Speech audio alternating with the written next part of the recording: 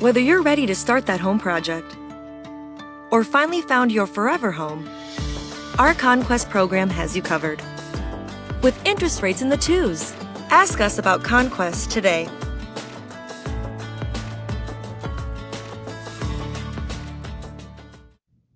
Hello, I'm Jason Bates, owner of Electrum Financial, where a mortgage is not just a flip of the coin. So if you're looking to refinance or purchase a home in the state of Arizona, I would certainly love the opportunity to earn your business. So please reach out. Don't forget to subscribe to the channel, hit that notification bell. And if you're watching this on Roku or on Amazon Fire Stick under Prem TV, if you haven't checked that out, do check that out. Hit that 5-star review. And I appreciate that because that does help the channel. Share with your friends and family as well. Appreciate that support. All right, let's jump right into this. You know, we had a big election that just happened, right? Just happened this month, November 2020, the year of our Lord. Just happened, and we are in a little bit of chaos right now. We don't know who our next president's going to be necessarily, although if you listen to some people, they already have made the decision. But legally, it has not been addressed who's going to be the next president. So a lot of people are wondering, how is one president going to, what are their policies or what's going to happen to real estate? If such and such takes office, what's going to happen to real estate? If such and such stays in office, what's going to happen in real estate? So I want to kind of put this in perspective for you. Had a Zoom call last week talking about this very subject. So I got some highlights here that I want to share with you. And so I want to bring those up. And I want to kind of, let me just fade this in here and pause it here for a second and kind of preface this chart that we're going to take a look at here and go through. And I'll zoom in on the chart here in just a second. But at the bottom is balance. Now, balance means that there's an equal number of buyers and sellers. We're in a normal market. Balance is normal market. And if you look at 2020, 2020 is off the charts. And if I see one more YouTube video that talks about how hot the real estate market is and it's going crazy, I'm going to smash my TV because it's hot. It's crazy. And we all know that cannot continue at the pace it's going. But what does the future hold, right? What is the future going to look like here?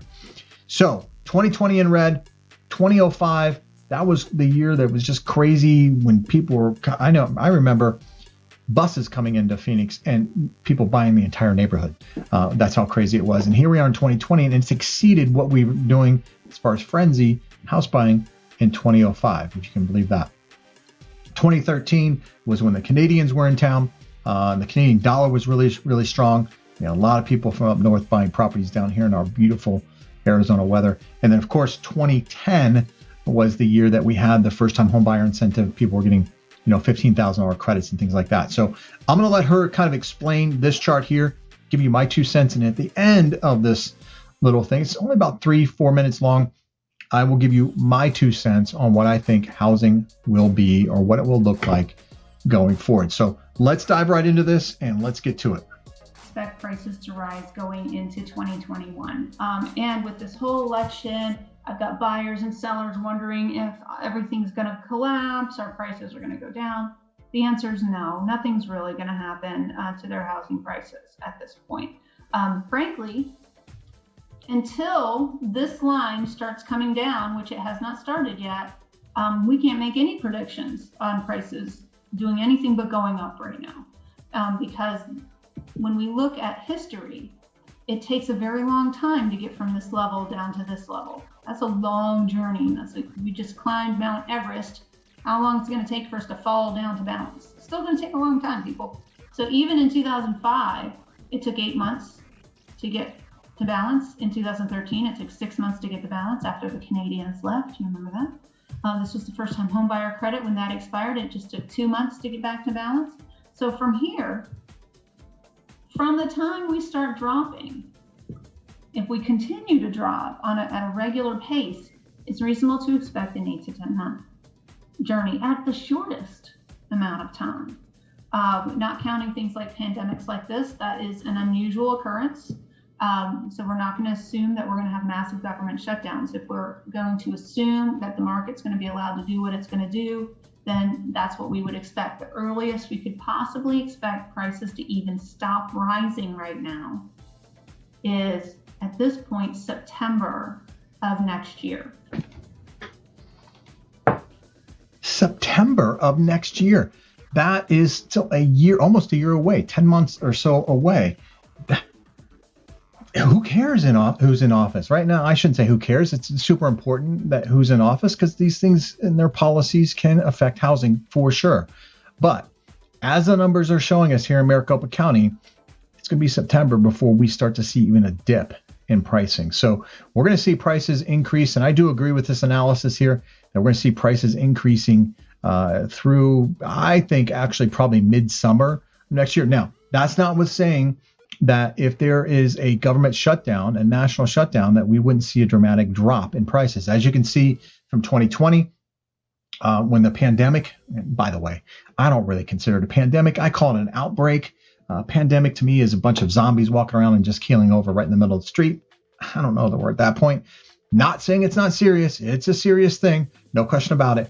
But pandemic, outbreak, okay, I get that. But pandemic is a little extreme for me. But anyway, digress a little bit. When we look at 2020 there, we see the dip there, and it still didn't get to balance even during this pandemic hashtag. It didn't even hit balance. That tells me how strong the economy is and was and is continuing to be throughout this pandemic. It's incredible to me how housing has just been resilient through this whole 2020 craziness of a year that we've all kind of lived through in our country's history. It's been incredible to watch the housing market, especially here in Maricopa County. So let's get back into this because we've got a lot more to cover here. So when we look at where we are again, even if we were to start dropping, that appreciation rate is going to continue to rise even while we're dropping in seller market. See how it does that? Right here, even as we were dropping here, your appreciation rate goes up and then comes down. We shifted here in 2010, we went from negative to positive and came down. So again, every time you're above zero on this, you are still making a positive appreciation on your home. So even if there were to turn, if this was to turn, even if this was to turn right now, this would continue to rise. And right now we're pushing 18%. 18%. Crazy, right? 18% appreciation. Now, this chart, just to kind of help explain the chart here, the black line is demand. The demand is off the charts, right? Demand is way, way high. And when you have high demand, of course, you can ask a higher price. That's a seller's market, or what we call a seller's market. And so sellers can really kind of name their price when it comes to the price of the home, whether or not they're paying any type of seller concessions or anything like that. They really got control of the whole ball of wax, and we're seeing that quite often right now. The average days on market right now, and this is typically our slow season here in November, between now really I call it Super Bowl, but between now and February is really our slow season. Average days on market. Now, this isn't every neighborhood. This is an average, Maricopa County, so don't get all particular with me. And I know you guys are out there. Just an average. 9 days on market. 9 days. I almost stuttered on that because it's just so unbelievable to me that it's only 9 days on market on average for a home. Just insane for me. So the blue lines indicate the appreciation year over year. The black line is the demand on that. So let's continue on.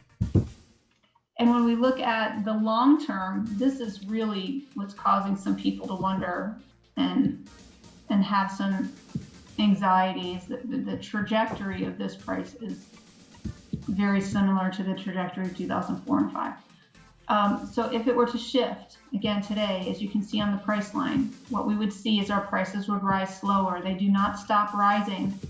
When we shift, they rise slower. They don't go flat until we hit balance. They don't go down until we hit a buyer's market. That's how it works. You have to go into a buyer's market to see those prices decline like what we saw in 2008. Now, if we started to shift today, the best case scenario is this. Not what CoreLogic is saying. This is CoreLogic. CoreLogic thinks we're going to do that. So if your clients are quoting CoreLogic to you, what I might be able to do is pull up a bunch of headlines of CoreLogic of all the times they've been wrong, which has been a lot. They're always wrong. Whoever does their projections, they should probably take a really good look at them because They haven't gotten it right very many times. And so again, our projection is if it were to shift, it's going to do that. So the projections for your buyers and sellers of prices are going to continue to go up. Even this election is not going to be enough. Even the pandemic wasn't enough. Okay, so this chart also shows that we have to hit balance first before we do anything else. Before we see a dip in prices, we have to hit balance. And we are so above balance right now, balance being a normal market. Now, a normal market, I'm going to switch back to me here, but a normal market is where you have about a 3 to 4, maybe 6 month supply of housing, meaning that if no other home hit the market, you would be out of houses to shop for within the next 3 to 6 months. So that's a normal market. That's balance. And we are far from that. Now, give you my 2 cents. I do agree with this. I do think that prices will continue to increase probably through, midsummer of 2021. If Biden gets elected and is put into office. Beyond that, if his policies are put in place, it definitely will have an effect on people's disposable income, and that will carry over to housing. We may not see that carry over to housing until 2022, but I do think that prices on homes will come down. Now, some may argue with me and say they're going to come down anyways. They can't keep at this pace. And I don't disagree with that at all. However, I would say that if President Trump is elected and he gets the tax cuts and some of the other things that he has in play to help bolster the economy even more, we could see an increase in rates, and yet we still could see a modest increase in home values. So with Biden, I think that we will see a retraction in home values if his policies are put in place. That's a big if. His policies are put in place, and I'm stepping out on a limb here.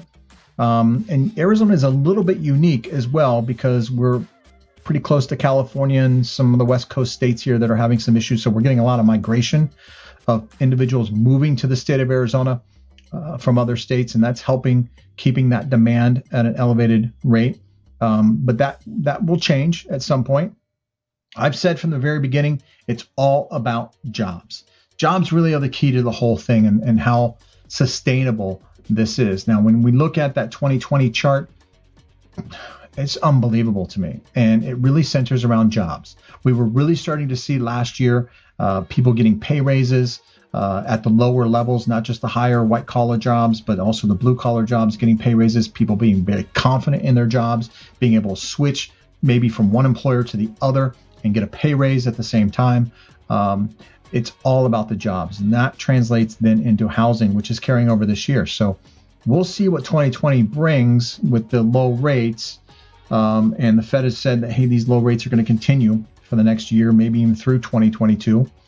So we'll see how that plays out. But I will say that, if gas prices start to increase because of lack of fracking, right now we're energy independent and not many people are talking about that, but gas prices end up being $5 a gallon. And that means my cereal box is going to go from $2 to $4. And that's going to hurt my disposable income. It's going to hurt my confidence. And that will carry over to housing. No question about it. Housing, in my opinion, under a Biden administration will retract, will come down. Under a President Trump administration, I think it will flatten. There's no way it's going to continue at this pace. However, I don't think we'll see a retraction, or if we do see a retraction, it will not nearly, just won't even be close to a retraction that we would see under Biden's administration. So that's my 2 cents on it. I think right now real estate is a long-term, always has been a long-term investment. The beautiful thing about our country is that anything that's done can be undone fairly quickly, given the right people put in place to do that. So, don't have so much anxiety that real estate's not a good investment. It's still a good investment. Just think of it as a long-term investment. We're not going to see 18% appreciation year over year. That is not sustainable. We all know that. More 4, 5, 6% appreciation is sustainable. And I think that will continue under a Trump administration. Don't think that will continue under a Biden administration. So with that, that's my 2 cents for the week. I hope that helps you understand a little bit about how the policies and what happens. And we're not going to see immediate effects no matter who the president is right now, but we will see long-term effects. That is for sure, depending on the policies that are put in place. So until next time, happy house hunting. And if you're looking to refinance, reach out to me in the state of Arizona. Love to help you. Take care. Bye-bye.